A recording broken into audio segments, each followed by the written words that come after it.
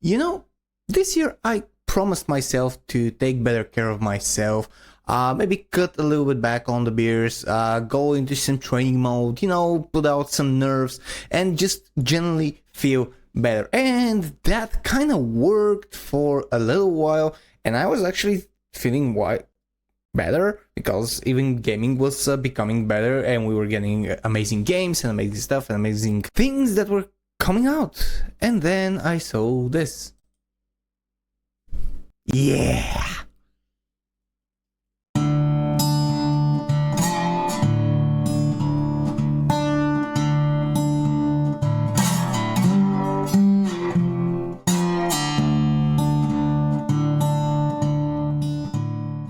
Greetings, ladies and gents, my name is Hyozo the Bearded Balkan Blabbermouth, and I am discussing, and I think that the gaming journalists, the journos, have finally cracked completely. They have lost the plot, they have lost their marbles, they have lost any will to actually do anything remotely to proper journalism or even proper gaming journalism, if you think that is something different. They have failed. They have absolutely decided to, nope, we're not going to put any effort and we're just going to bitch, whine, and cry about all the things that we do not have the willpower or skill abilities to change. And I'm of course talking about that last video that I made about the journal who actually wants a skippable boss utopia. This was the stupidest thing I have read in a while, because when you're dealing with something and you're reporting on something and you claim to have any sort of expertise on something, you should at least have the proper skill set to be, if not the best, at least good at it. And these people were not. And I thought, okay, this was some whack job that is trying to speak and trying to be the face of gaming journalism and present themselves and just get the clicks that they need or something. And I thought that was over. We're not gonna hear anything else like that. Well, no. Just a couple of days later, we get this. Games like Bloodborne should be nicer when you die.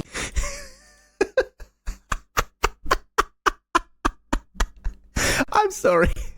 I mean, games like Bloodborne should be nicer when you die. Yeah, and Doom should cuddle you while you fall asleep, The article is by one Andrew King. It was published 3 days ago from The Gamer. And it starts, has this happened to you? You're slowly making your way through Bloodborne's forbidden woods, carefully rolling to take out that sniper who loves to shoot you from the other side of the bridge, slicing your soul cleaver through his guts, then cautiously moving on.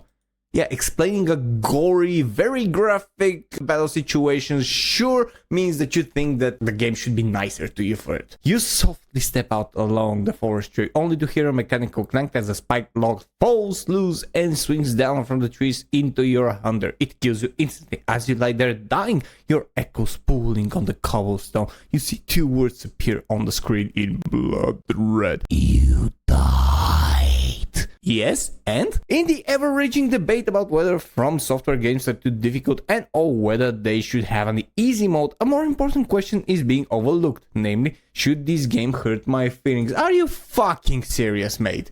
Are you fucking serious? I'm into this article and I'm already, is this guy serious? Did he smoke a doobie that wasn't supposed to be smoked? Did he eat something bad? What do you mean hurt your fifis? You died, and that's okay. I thought about this a lot last year when I played through Silent Hill 2. I tackled Bloodborne Team's remake in one of the two ways you're legally required to play it, early enough in the morning that it was still dark outside. Those bleary-eyed sessions led to me dying more than I probably would have if I was properly caffeinated, which means Silent Hill 2's "you died" script is burned into my brain. Well, that's kinda a skill issue, and you're just presenting yourself that you have not done well in the game. That's why you died so much. I tried to keep James stocked up on his special juice and dirty needles, but it wasn't always easy to find. Healing items in the game, hellacious apartments and apocalyptic streets. The puker be puking, the grabber be grabbing, and James has gotta run.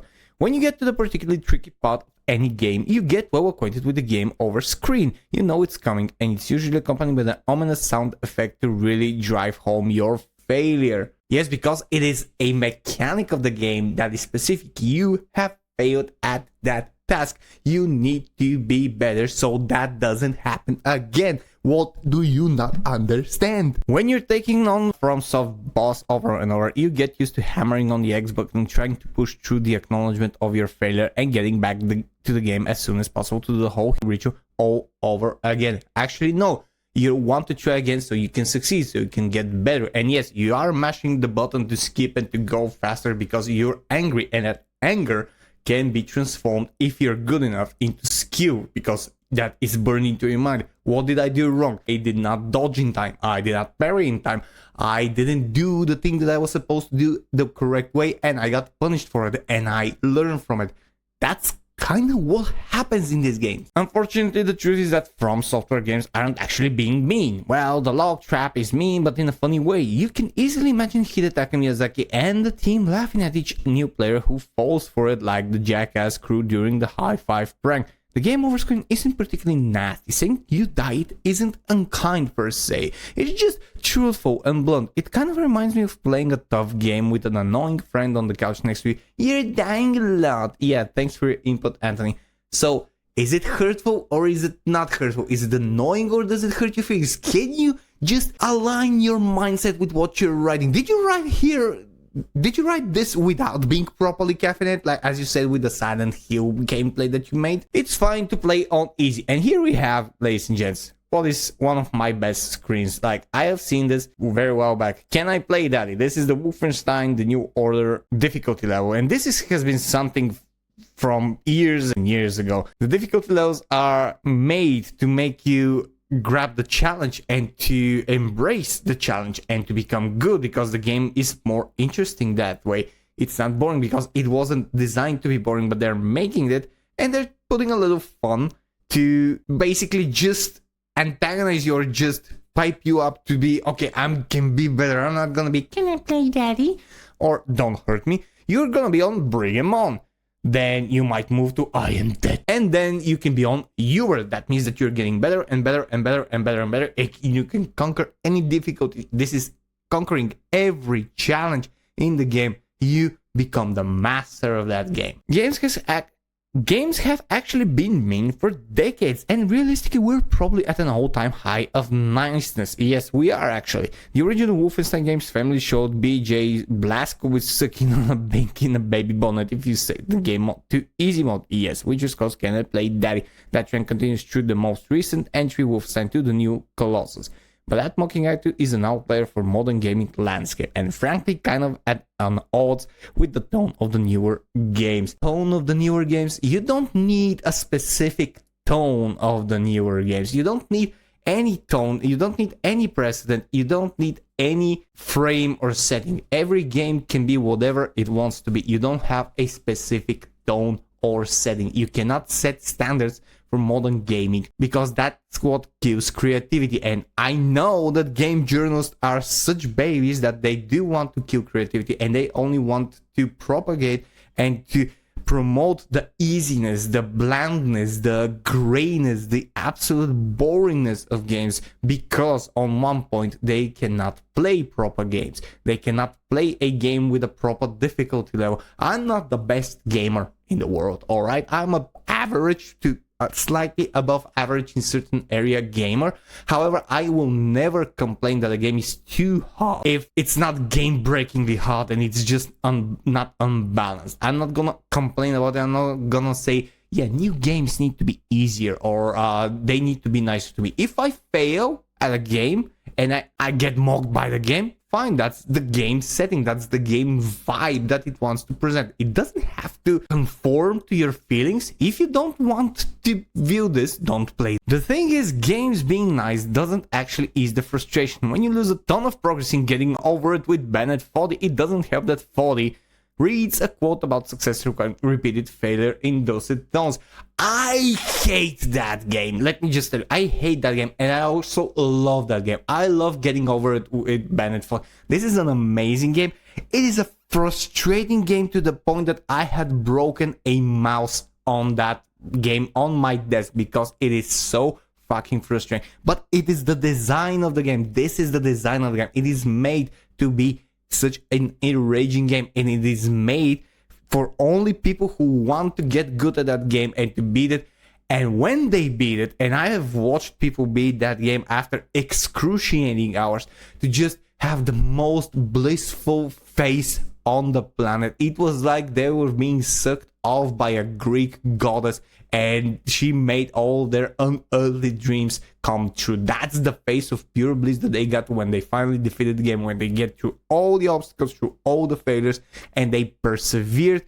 They went there and they didn't give up. That is a life lesson. And such games, although they are enraging, when you have something to look forward to and to beat the game and to achieve the obstacle, to pass through the obstacle and to achieve success, that is an achievement in life. Similarly, I found myself annoyed when I died in this week Revenge of the Savage Plant, but not because the game wasn't nice. No, it was because each death sent me back to my home base on the starting world. Also, we're going again back to the games need to be easier, even if I died on a completely different planet. I'd rather a game call me a full diaper baby who will die alone when I die than make me do something repetitive for no good reason. Okay, so which one is it? You have to pick a choice.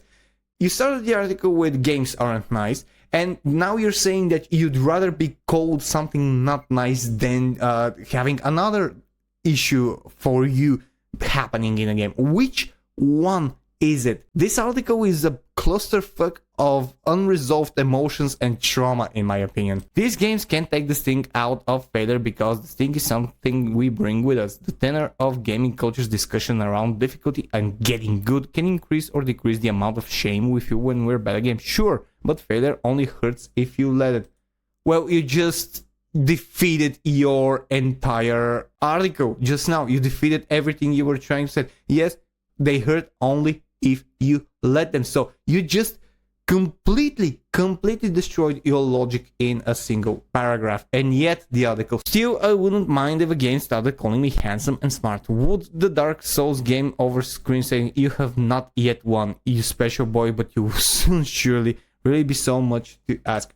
I'm beginning to think that this was an article piece that he wanted to put out on April 1st. Oh, at least I'm hoping so, because if this is truly a serious article, which by all means it looks like a serious article, then I'm just going to repeat myself from the beginning of the video. Game journalists have completely, utterly, and absolutely, unequivocally, and irreparably have lost the plot. This is not journalism. This is not even proper writing of an article. He contradicted himself at least 3 times in the article, and then he defeated his entire purpose and entire logic in a single paragraph, which is an absolutely idiotic thing to even greenlight and put on a supposedly gaming website. I mean, yeah, you probably have a very laxing and very relaxed method of proofing and proofreading these days, because game journals and journal articles are the stuff of nightmares if you're searching for any logic whatsoever. However, there should be some quality control, right? Is this so much for me to ask, or someone who is reading this to ask some form of quality? The next thing that we're gonna see is massive grammatical errors, and you used for you as turning towards someone. And when that happens, I'll just be like, yeah, this is the deep end. This is the absolute bottom. And then it will turn out it's going to be even worse than that. This is how the descent to madness goes. And this is how the descent to irrelevancy also goes. You just start blurting out these articles one by one, more and more each day. You just write stuff that don't make sense, or worse, you're using AI with some veiled parameters and just blurt out what they write to you and mark it as some form of work only to get the clicks, the more clicks that you want. And you do that because you're losing interest, you're losing people who are reading, and you're going in an increasingly rapid circle of madness, and you're going and writing and posting increasingly ridiculous stuff only to get the clicks. No integrity, nothing. You are like the woke right and the woke left grifters that only want engagement. And that is not journalism. That is not journalism. That is the opposite of journalism. That is muddy yellow pages level of journalism, and that is something that you will not be able to sustain, because people want good things. People want articles like written in that park place, like Smash JT, who do much better work than you can ever achieve at this point. Why? Because they have integrity. And when you don't have integrity, you get articles like this. Anyways, this is all I have for this video for today. Thank you very much for watching. If you did enjoy it, press that like button, press the subscribe button, press the join button, and become part of the DiscussThing Guild. And if you enjoyed, leave a comment and tell me what you think. Thank you very much for watching. My name is Helzo. This was DiscussThing, and I'll see you guys in the next video. Cheers and stay fresh.